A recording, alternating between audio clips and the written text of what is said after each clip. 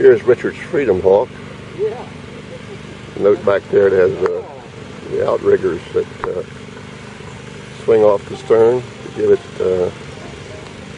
a lot of additional buoy. Well, the water's dropping again.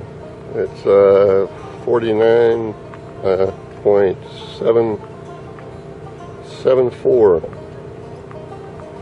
Yeah, had been up to 50. Okay, Richard's caught the first fish, and believe it or not, it wasn't on spinning tackle. It was on, it wasn't on a fly rod. It was on spinning tackle. Let's see what it looks like, Richard. Grab him in the mouth and hold him up. Richard has a crappie here that, or a speck. They call them specks too. That he caught on a swim jig. Now he's a fly fisherman. And I brought him over to Lake Miona today to show him Lake Miona because he hadn't ever been over here before. And I met him at the fly fishing club, and the first thing he pulls out of his arsenal is a spinning rod with a small swim jig. He catches the first fish, which is a small crappie, and now I'm totally confused. But look at his boat here. It's a nice boat.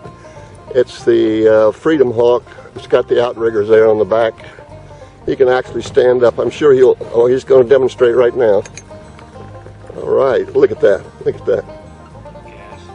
Stand up and use his fly rod. And I say that's the advantage. When you're down low to the water, trying to use the fly rod, a lot of times you let it drop too far in the back and it messes up your cast. But now that you've embarrassed me, I'm switching to the fly rod. No, you're not.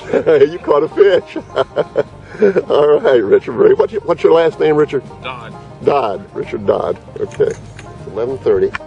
I'm in the southwest corner. I fished across the west end of the lake, and there are the big houses that are landmark features on the southwest corner.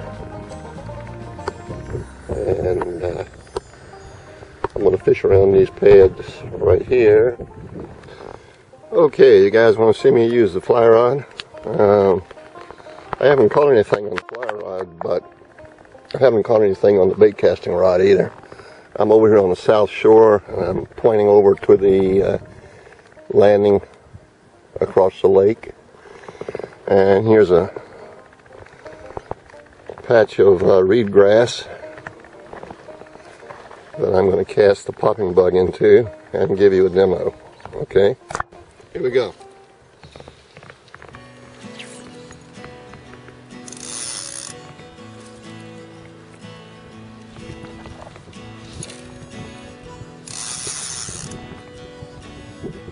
How am I doing? Chug.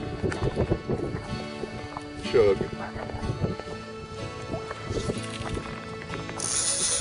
Alright. Can't see where I'm throwing, of course. I need another camera on board. But here we go.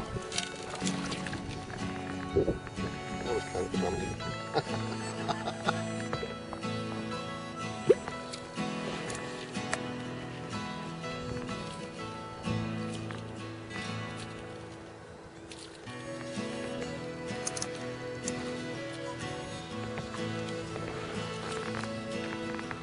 Good cast.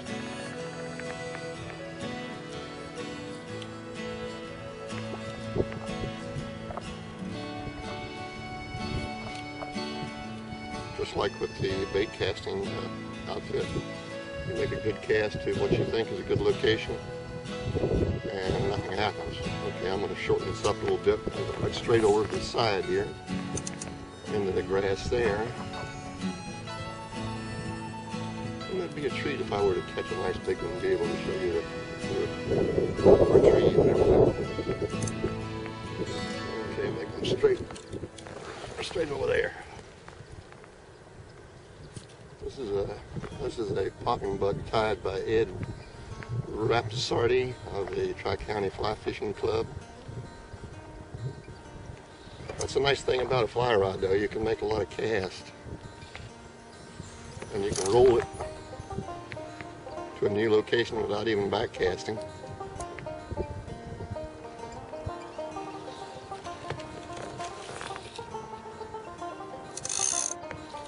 That was a perfect cast there.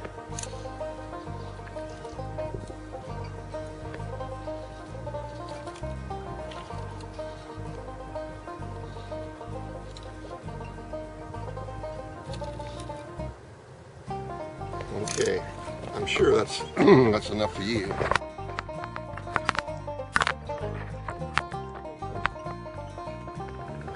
Okay, that's my first and only bass today, and that's a waver fish.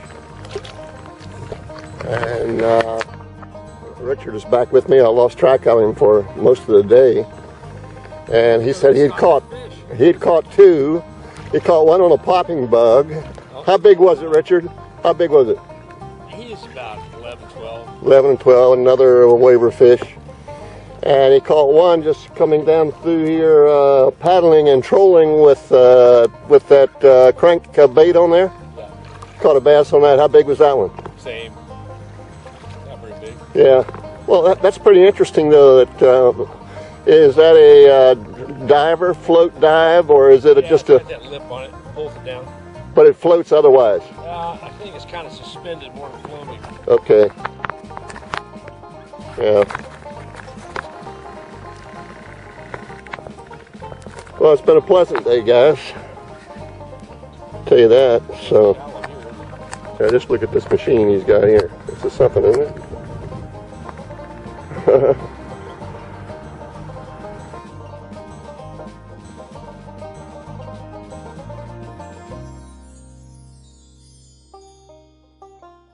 Yeah, Richard's got me trolling now as I paddle.